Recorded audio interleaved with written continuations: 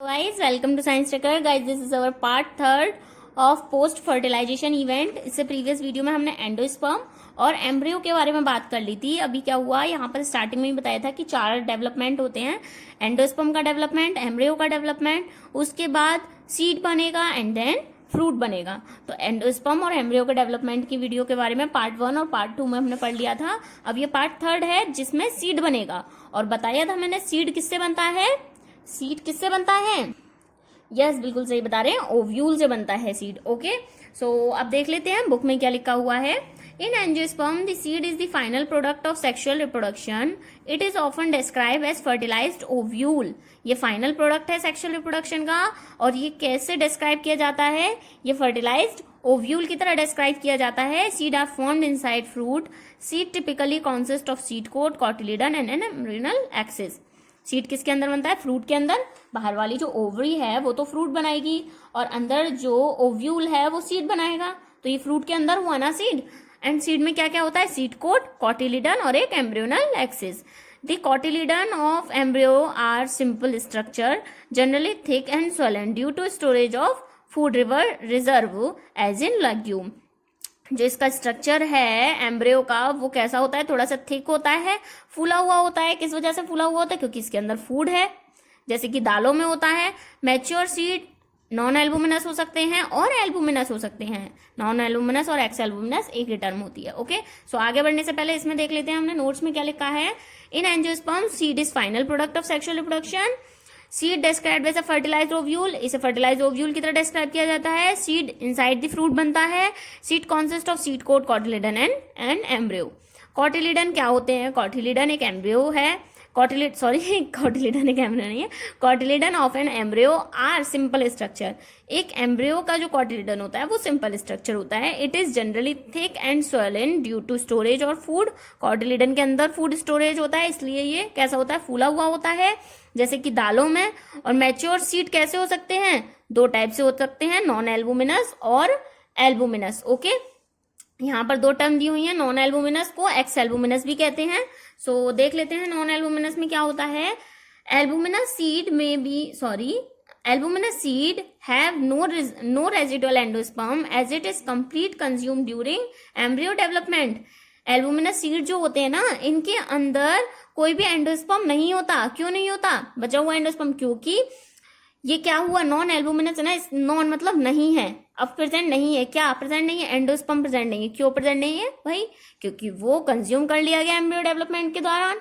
पूरा ही खत्म हो गया, पूरा फूड उससे एंडोस्पर्म से खा लिया गया, इसलिए इसे हमने नॉन एल्बुमिनस कहा. इसके अंदर कोई भी एंडोस्पर्म प्रेजेंट नहीं है. अब during not completely use up during. अब नेक्स्ट, सॉरी, यहाँ पर एग्जाम्पल बता दिया प्योर ग्राउंड के, कंप्लीट हो गया. अब मैं एक लाइन छोड़कर डायरेक्ट आगे बढ़ रही थी, वापस जाते हैं उसी लाइन पर. वो है हमारा albuminous seed. Okay, so albuminous seed में क्या होता है? Albuminous seed retain a part of endosperm as it not completely use up during embryo development. इसमें बचा हुआ रह जाता है. क्या बचा हुआ रहता है? एंडोस्पर्म. ये कंप्लीटली यूज नहीं होता एंडोस्पर्म डेवलपमेंट के दौरान. उसके एग्जांपल है wheat, maize, barley and castor. Occasionally in some seeds such as black pepper, beet, remnants of nucellus are also present. क्या होता है? व्हीट, मेज, बैर्ली और कैस्टर में एंडोस्पर्म पूरी तरह से कंज्यूम नहीं होता, ये बचा हुआ रह जाता है, इसलिए इसे एल्बुमिनस सीड कहा जाता है. ओके, एंड नेक्स्ट जो बताया है, occasionally in some seeds such as black pepper, beet, remnants of nucellus are also present. ये नेक्स्ट टर्म है, ये एल्बुमिनस और नॉन एल्बुमिनस से अलग है. वो है, क्या होता है इसमें? न्यूसिलस बचा हुआ रह जाता है. न्यूसिलस पता है ना क्या था? न्यूसिलस, ये देखिए, रिमाइंड करिए एक बार, मैंने आपको न्यूसिलस के बारे में बताया था. ये क्या है? हमारा पूरा ओव्यूल है. ओवरी के अंदर जो प्रेजेंट होता है ओव्यूल, इस ओव्यूल के अंदर एम्ब्रियो सैक के बाहर जो स्ट्रक्चर होता है वो न्यूसिलस होता है. मतलब एम्ब्रियो सैक को कवर किए हुए होता है न्यूसिलस. तो न्यूसिलस बचा हुआ रह जाता है कभी कभी. तो ये न्यूसिलस क्या करता है?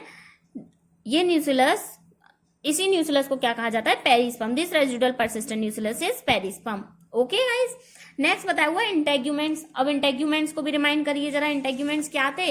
इंटेग्यूमेंट्स से इसकी कवरिंग, प्रोटेक्टिव कवरिंग थे ना ओव्यूल की, एम्ब्रियो सैक की protective covering. Okay, so integuments of ovule hard and stuff protective seed coat. इसके ओव्यूल के जो इंटेग्यूमेंट्स होते हैं वो हार्ड होते हैं, the micropylar remains as a small pore in the seed coat, this facilitate entry of oxygen water into the seed during germination. देखिए मैंने आपको यहाँ पर बताया था, मैं बार बार पीछे पलट के कंपैरिजन करके आपको इसलिए समझा रही हूँ जिससे कि आप भूले ना, इस पीछे वाले स्ट्रक्चर को भी याद रखें। ये फीमेल स्ट्रक्चर है, पिस्टल, माइक्रोस्पोरेंजियम, सॉरी मेगास्पोरेंजियम और एम्ब्रियोसेक, इसके बारे में भी मैंने वीडियो बनाई हुई है, पूरा बताया हुआ है ये सब क्या होते हैं। तो इसीलिए मैं बार बार पीछे पलट के आपको कंपैरिजन करके समझाने की कोशिश कर रही हूँ।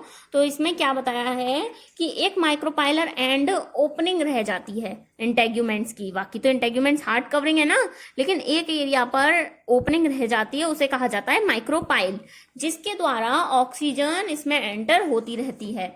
ओके, ऑक्सीजन और वाटर एंटर होता रहता है into the seed during germination, germination के टाइम पर। As the seed mature its water content is reduce and seed become relatively dry.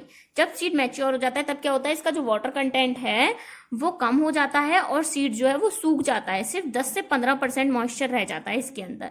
Okay, and the general metabolic activities of the embryo slow down. और generally क्या होता है, normally जो metabolic activity होती है वो एम्ब्रियो की डाउन हो जाती है। एंड ये आगे पढ़ने से पहले नोट्स में देख लेते हैं क्या लिखा है, क्योंकि यहाँ पर मैंने इनको डिफरेंट करके लिखा है कंपैरिजन करके।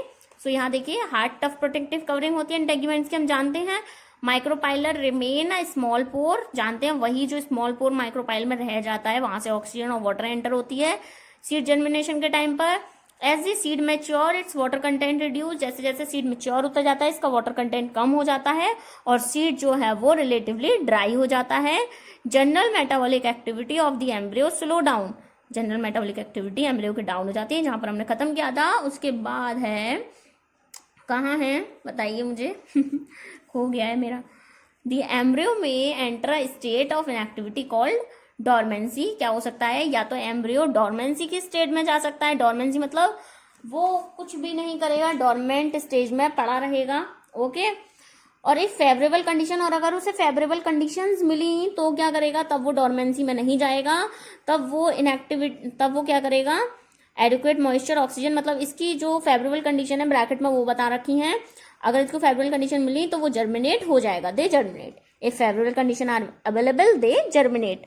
सो ब्रैकेट में है उसकी फेवरेबल कंडीशन, उसे मॉइस्चर चाहिए, ऑक्सीजन चाहिए और सुटेबल टेम्परेचर चाहिए सीड को जर्मिनेट होने के लिए। Okay, as ovule mature into seed, अब क्या हुआ, ओव्यूल जैसे जैसे सीड में मैच्योर हो रहा है, the ovary develop into a fruit. जो ओवरी है वो किस में डेवलप होने लगती है, फ्रूट में डेवलप होने लगती है। That is the transformation of ovule into seed and ovary into fruit processed. क्या होता है, ओव्यूल का सीड में और ओवरी का फ्रूट में ट्रांसफॉर्मेशन होने लगता है साइमल्टेनियसली। अचानक से क्या होता है, the wall of the ovary develop into the wall of fruit called pericarp. किसकी वॉल, ओवरी की वॉल जो है वो फ्रूट में डेवलप हो जाती है, जिसे वॉल को क्या कहा जाता है, उस वॉल को कहा जाता है pericarp. The wall of the ovary develop into wall of fruit called pericarp. Okay, जैसे कि जो फ्रूट हम खाते हैं उसका जो भी छिलका वगैरह होता है, वो जो छिलका होता है वो किसका छिलका होता है ओवरी का छिलका, जो हम किसी किसी फ्रूट्स में तो खा जाते हैं और किसी किसी फ्रूट्स में निकाल कर फेंक देते हैं। ओके, हमारे कोई काम में नहीं है, लेकिन जब वो सीड जर्मिनेट हुआ था तब उस टाइम पर वो कितना यूजफुल रहा होगा, वो पेरिकार्प जो हम निकाल कर फेंक देते हैं। इमेजिन करिए जरा। ओके, अब बस इमेजिन करना बंद करिए, इधर आइए। The fruit may be fleshy as in guava, orange, mango etcetera. Fruit जो है वो फ्लैशी हो सकता है किस किस में, गुआवा, ऑरेंज और मैंगो में। एंड मे बी ड्राई, जैसे कि ग्राउंडनट और मस्टर्ड में। ग्राउंड और मस्टर्ड फ्लैशी थोड़ी होता है, जैसे कि ऑरेंज कितना फ्लैशी होता है ना, कितना टेस्टी होता है, तो वही है, फ्रूट फ्लैशी हो सकता है। और कैसा हो सकता है ये, मे बी ग्राउंडनट, मस्टर्ड, मैंने यहाँ पर एक सा लिख दिया है, fruit may be fleshy and okay, so ये मिस्टेक हो गई थी, मैंने इसको ठीक कर दिया है। ड्राई हो सकता है किसमें, ग्राउंडनट और मस्टर्ड में। आगे क्या बोला है, आगे उसने बोला है रिकॉल करने के लिए, रिकॉल करो classification of fruit and their dispersal mechanism that you have studied in earlier classes. जो fruit and their dispersal mechanism, classification fruit का और उनके डिस्पर्सल मैकेनिज्म के बारे में बताइए। एनी रिलेशनशिप होता है इसके बीच में या नहीं होता है, of ovule on a ovary, number of seed present in a fruit and the number, कितने फ्रूट सीड प्रेजेंट होता है फ्रूट के अंदर, क्वेश्चन कंफ्यूज कर रहा है, एक बार और पढ़ लेते हैं। आंसर देख लेते हैं पहले क्या है। Yes there exist relationship among us them. तो यहाँ पर एक रिलेशनशिप पूछी हुई है उसके बीच में, उसका मैंने आंसर लिखा हुआ है। क्या है वो आंसर, रिकॉल करना था हमको फ्रूट और उनका dispersal mechanism that you have studied in earlier classes. And यहाँ पर कोई रिलेशनशिप पूछ रहा है क्या ओवरी और ओव्यूल के बीच में रिलेशनशिप है। ऑब्वियसली यार ओव्यूल और ओवरी के बीच में तो रिलेशनशिप है ना, ओव्यूल फ्रूट बना रहा है, ओव्यूल है बाहर वाला और अंदर ओवरी है, तो इन दोनों के बीच में एक रिलेशनशिप है, जब भी तो ओवरी से फ्रूट बना, क्योंकि उसके अंदर ओव्यूल है, बीज से ही तो फ्रूट बनता है यार, ये तो नॉर्मल रिलेशनशिप है ही है। ओके, उसके बाद बोल रहा है in an ovary and the number of seed present in a fruit, कितने सीड्स प्रेजेंट होते हैं फ्रूट में, वो डिपेंड करता है, जितनी क्या कहते हैं सीड होंगे उतने ही ज्यादा फ्रूट होंगे। ओके, सो देखिए after fertilisation ovule get converted into seed. हम जानते हैं फर्टिलाइजेशन के बाद जो ऊपर ये जो लाइन लिखी है उसको फिर से डिफाइन किया है मैंने आंसर में। ओके, सो ओव्यूल जो है वो कन्वर्ट होते हैं सीड में एंड ओवरी जो है वो कन्वर्ट होती है फ्रूट में। So number of ovule in an ovary, एक ओवरी में कितने ओव्यूल्स होंगे वो बराबर होता है number of seed in a fruit, कितने बीज हैं उसके अंदर उतने ही ओव्यूल होंगे ओवरी में। ओके, सो रिलेशनशिप रेशियो क्या हुआ इनके बीच का 1:1, जितने ओव्यूल्स हैं उतने ही सीड हैं। ओके, एंड जितनी ओवरी बनेंगी ऑब्वियसली जितने सीड होंगे उसके अंदर उतनी ही ओवरी होंगी, या जितनी ओवरी होंगी बाहर उतने सीड होंगे। यार कंफ्यूज होने की जरूरत नहीं है। देखिए ये क्या है, ये है एक ओव्यूल। ओके, ये किसके अंदर बना है, ये बना है हमारा ओवरी के अंदर। ओके, ये रिलेशनशिप थी ना स्टिग्मा स्टाइल और ओवरी से हमेशा याद रखना, और ओवरी के अंदर ओव्यूल होता है। अब ये हमारा बाहर वाला पार्ट क्या बनाएगा फ्रूट, एंड ये अंदर वाला पार्ट क्या बनाएगा सीड बनाएगा। तो ये ओवरी से क्या बनेगा, ओवरी से बनेगा हमारा फ्रूट, और जो ओव्यूल है उस ओव्यूल से बनेगा सीड। ओके, सो यही रिलेशनशिप है जो दी हुई है, relationship between seed and ovule, seed और ओव्यूल के बीच की रिलेशनशिप हो गई, and relationship between ovary and fruit. Okay guys, I think so आपको समझ में आ गया होगा। नेक्स्ट दिया हुआ है in most of the plants, यहाँ पर दिया हुआ फॉल्स फ्रूट और ट्रू फ्रूट्स के बारे में। ओके, ये बहुत ही इंटरेस्टिंग है, सो देख लेते हैं फॉल्स फ्रूट और ट्रू फ्रूट के बारे में क्या दिया हुआ है। In most plant by the time the fruit develop from ovary the floral part degenerate and fall off. However, in a few species such as apple, strawberry, cashew, etc. So क्या है इसमें, जो फ्रूट है वो develop हुआ ovary से जैसा अभी बताया, और बाकी के जितने भी एक्स्ट्रा फ्लोरल पार्ट्स थे वो डिजेनरेट हो गए। ओके, एंड यहाँ पर आगे दो टर्म्स बताइए फॉल्स फ्रूट और ट्रू फ्रूट के बारे में। तो फॉल्स फ्रूट में क्या होता है, जो थैलेमस, जो in some species the thalamus also contribute to fruit formation such fruits are called false fruit। जिन स्पीशीज में जो थैलेमस होता है ना, जिस थैलेमस से जानते हैं ना थैलेमस से अदर फ्लोरल पार्ट्स निकलते हैं, तो वो थैलेमस भी फ्रूट बनाने में पार्टिसिपेट ले रहा है, तो इस टाइप के फ्रूट को हमने कहा फॉल्स फ्रूट। वो एग्जाम्पल होता है एप्पल, स्ट्रॉबेरी और कैश्यू में होता है। ट्रू फ्रूट में क्या होता है, फ्रूट डायरेक्ट किससे डेवलप हुआ, ओवरी से डेवलप हुआ, यहाँ पर थैलेमस की कोई जरूरत नहीं है। तो इसका एग्जांपल है berry, cherry, such fruits are called true fruits. Okay, so यहाँ पर यही लिखा है, सेम मैंने अपने नोट्स में लिख दिया है, सेम ही है ये बिल्कुल। Although in most of these species fruit are the result of fertilization, there are few species in which fruit develop without fertilization। अब क्या बोल रहा है, नॉर्मल कंडीशन तो ये होती है कि फ्रूट जो है वो डेवलप हो रहा है किससे, वो फर्टिलाइजेशन से फ्रूट डेवलप हो रहा है। नॉर्मल कंडीशन ये है that species fruit develop in the result of fertilisation. Fruit किससे डेवलप हुआ, फर्टिलाइजेशन से। There are a few species, लेकिन यहाँ पर कुछ ऐसी स्पीशीज भी हैं in which fruit develop without fertilisation. Fruit के अंदर फर्टिलाइजेशन नहीं हो पा रहा, मतलब सीड में फर्टिलाइजेशन नहीं हुआ, बिना फर्टिलाइजेशन के ये क्या हुआ, फल में कन्वर्ट हो गया। Such fruit are called parthenocarpic fruits. Okay, so ऐसे फ्रूट हो गए पार्थेनोकार्पिक फ्रूट, और इसका जो एग्जांपल है वो है banana is one such example. Parthenocarpic can be induce through application of growth hormone such fruits are seedless. So जो पार्थेनोकार्पी है, बोल रहा है पार्थेनोकार्पी को हम आर्टिफिशियली भी इंड्यूस करा सकते हैं, किसकी हेल्प से, ग्रोथ हार्मोन्स की हेल्प से। और वो ग्रोथ हार्मोन से जैसे कि जिब्रेलिन और ऑक्सिन, साइटोकाइनिन, इनकी हेल्प से हम पार्थेनोकार्पी को आर्टिफिशियली भी ग्रो करा सकते हैं, और इस टाइप के जो फल होते हैं उनमें सीड नहीं होता, सीडलेस होते हैं। Okay, seed offer several advantage to angiosperm. Firstly, since reproductive process such as pollination and fertilization are independent of water, seed formation is more dependable. बोल रहा है जो सीड हैं वो ऑफर करते हैं बहुत से एडवांटेजेस एंजियोस्पर्म्स को. फर्स्टली, पहले, since reproductive process such as pollination, fertilisation independent of water, जो फर्टिलाइजेशन और रिप्रोडक्शन है वो इंडिपेंडेंट होते हैं एंजियोस्पर्म्स में. तो डिपेंडेंट किस में होते हैं? अब आप कहेंगे कि हम तो पहले पढ़ कर आए हैं कि इससे प्रीवियस वीडियो में बताया है कि जो क्या होता है, डिपेंडेंट होता है वाटर के, पॉलिनेशन. सो गाइज मैं आपको बता दूं, वो पॉलिनेशन जो है, ये पॉलिनेशन एंजियोस्पर्म्स में वाटर के ऊपर डिपेंड नहीं करता. ये डिपेंड करता है टेरिडोफाइट टाइप के एल्गी वगैरह, इनमें जो लोअर प्लांट ग्रुप में आते हैं. ओके, सो आगे क्या बताया? Also seed have better adaptive strategies for dispersal of. एक मिनट, पहले ये कंप्लीट नहीं हुआ, मैं आगे बढ़ गई. तो हाँ, मैं आपको यही बता रही थी कि क्या होता है. तो ये है कि इंडिपेंडेंट ऑफ वाटर होता है रिप्रोडक्टिव प्रोसेस, मतलब पॉलिनेशन, फर्टिलाइजेशन, लेकिन सीड का जो फॉर्मेशन है वो वाटर पर डिपेंड करता है. Okay, also seed have better adaptive strategies for dispersal of new habit and help the species to colonise in other area.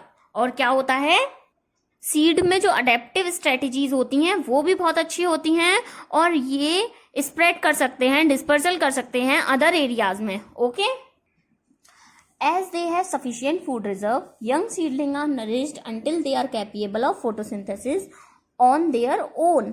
क्या होता है, इनमें सफिशिएंट फूड रिजर्व मटेरियल होता है, और यंग सीडलिंग को कब तक नरिश कराया जाता है? उसको तब तक नरिश कराया जाता है जब तक वो खुद फोटोसिंथेसिस के कैपेबल नहीं हो जाता. The hard seed coat provide protection of young embryo. Being product of sexual reproduction, they generate new genetic combination leading to variation. जो हार्ड सीड कोट है वो प्रोटेक्शन प्रोवाइड करता है एम्ब्रियो को, एंड सेक्सुअल रिप्रोडक्शन ये करते हैं, इसीलिए क्या होता है, इनमें नई नई जेनेटिक कॉम्बिनेशंस, वेरिएशंस बनती हैं. ओके, सो नोट्स में देखिए जरा क्या लिखा है. As they have sufficient food reserve, young seedling are nourished until they are capable of photosynthesis. जब तक इसको नरिश कराया जाता है जब तक ये खुद फोटोसिंथेसिस नहीं कर सकता. और जो हार्ड सीड कोट है वो यंग एम्ब्रियो को प्रोटेक्शन प्रोवाइड करता है. Being product of sexual reproduction, ये सेक्सुअल रिप्रोडक्शन करते हैं, इसी वजह से क्या होता है, इनमें जेनेटिक कॉम्बिनेशंस होते हैं और नई नई वेरिएशंस आती हैं. Seed is the basic of our agriculture. Seed क्या है, ये हमारे एग्रीकल्चर का बेसिक है. And dehydration, dormancy of mature seed are crucial for storage of seed, which can be used as for throughout the year and also to raise crop in the next season. जो dehydration होता है, मतलब पानी पूरा सूख जाता है seed में, और डॉर्मेंट स्टेज में सीड चले जाते हैं, ये मैच्योर सीड में बहुत ही क्रूशियल पीरियड है. किसके लिए? सीड को स्टोरेज करने के लिए. Which can be use for food through out the year. जिससे कि ये डॉर्मेंसी स्टेज में चले जाएंगे, इनको हम स्टोरेज कर सकते हैं, कहीं भी ले जा सकते हैं सीड को स्टोरेज करके. फिर क्या होता है, जिससे कि इनको पूरे साल यूज किया जा सकता है, and also to race crop in the next season. और अगले सीजन में क्रॉप को बहुत अच्छा उगाया जा सकता है. जेनेटिक कॉम्बिनेशन बनेंगे, अच्छी अच्छी क्रॉप बनेगी आगे. यही तो है. सो बुक में क्या दे रखा था, बुक में हमने पहले नहीं पढ़ा, सो देख लेते हैं बुक में क्या है.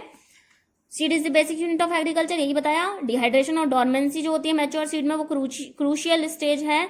किसकी? सीड के स्टोरेज के लिए, जो कि यूज में आता है फूड को, जो कि फूड यूज में आएगा पूरे साल, और क्रॉप भी अच्छी आ सकती है. Can you imagine agriculture in absence of seed. अब यहाँ से क्वेश्चन स्टार्ट हो गया. कैन यू इमेजिन, क्या तुम इमेजिन कर सकते हो एग्रीकल्चर सीड की एब्सेंस में और इन दी प्रेजेंस ऑफ सीड, और सीड की प्रेजेंस में विद जर्मिनेट स्टेट. सीड की प्रेजेंस में तो ऑब्वियसली हम इमेजिन कर सकते हैं एग्रीकल्चर, लेकिन यहाँ कंडीशन दी है कि जो सीड जर्मिनेट हो गया straight away soon after formation and can not be store. मतलब ये एक बहुत क्रूशियल स्टेज बताई थी कि डिहाइड्रेशन और डॉर्मेंसी स्टेज में भी जा सकता है, स्टोर भी किया जा सकता है. लेकिन यहाँ पर बोल रहा है क्वेश्चन में कि वो सीड जिसको हम स्टोर नहीं कर सकते, उस सीड में जो है वो बताओ एग्रीकल्चर. सो इसका आंसर मैंने यहाँ लिखा हुआ है, no we can not imagine agriculture in absence of seed. Obviously seed के एब्सेंस में तो एग्रीकल्चर होगा ही नहीं. दूसरा आंसर है in the presence of seed which germinate straight away soon after formation. लेकिन नेक्स्ट कंडीशन सीड की प्रेजेंस, लेकिन वो सीड जो कि स्ट्रेट अवे मतलब तुरंत ही जर्मिनेट हो जाता है फॉर्मेशन होने के बाद एंड इसको स्टोर नहीं कर सकते। तो इसमें हमने क्या क्यों कहा नो, क्योंकि सीड जर्मिनेशन को रिक्वायर होती है कुछ कुछ फैक्टर्स की। वो फैक्टर होते हैं सनलाइट, वाटर, न्यूट्रिएंट, एंड इनमें से कोई भी अगर एक फैक्टर एब्सेंट है या फिर कोई ज्यादा फैक्टर एब्सेंट है तो उनकी एब्सेंस में सीड जर्मिनेट ही नहीं होगा और वो डैमेज हो सकता है। एंड और क्या है इसके आंसर में, अभी आंसर कंप्लीट नहीं हुआ गाइस। नेक्स्ट है if this seed germinate just after formation, अगर सीड जो है वो बनने के तुरंत बाद जर्मिनेट हो रहा है, then we need to handle seed as we handle and preserve the fruit and vegetable. तो हमको जरूरत है सीड को अच्छी तरह से प्रिजर्व करने की, हैंडल करने की, जैसे हम फ्रूट्स और वेजिटेबल को प्रिजर्व करते हैं। Okay guys, I hope answer आपको समझ में आया होगा। एंड नेक्स्ट जो है गाइज, इसमें क्वेश्चंस के आंसर दिए हुए हैं। तो जब मैं इस पूरे चैप्टर के क्वेश्चंस के आंसर की आपको वीडियो प्रोवाइड करूंगी तो उसमें मैं आपको इन सबके आंसर्स बता दूंगी। इन बिटवीन क्वेश्चंस हैं, इसमें ज्यादा कुछ नहीं दिया हुआ है। क्वेश्चंस पूछे हैं सब, ज्यादा बहुत कुछ दिया हुआ है ऐसा नहीं है कुछ नहीं दिया, बहुत कुछ दिया हुआ है, लेकिन सब क्वेश्चंस पूछे हैं। तो इन क्वेश्चंस के आंसर आपको मैं जो आंसर बिटवीन क्वेश्चंस वाली वीडियो होगी उसमें प्रोवाइड करा दूंगी। ओके, एंड जो नेक्स्ट टॉपिक है एपोमिक्सिस एंड पॉलीओम्ब्रोनी, वो मिलते हैं हम नेक्स्ट टॉपिक के साथ, उसमें बात करेंगे। एंड गाइज ये टॉपिक अगर आपको समझ में आया हो तो वीडियो को लाइक जरूर करिएगा एंड चैनल को सब्सक्राइब भी जरूर करिएगा। मिलते हैं नेक्स्ट वीडियो के साथ, तब तक के लिए बाय बाय।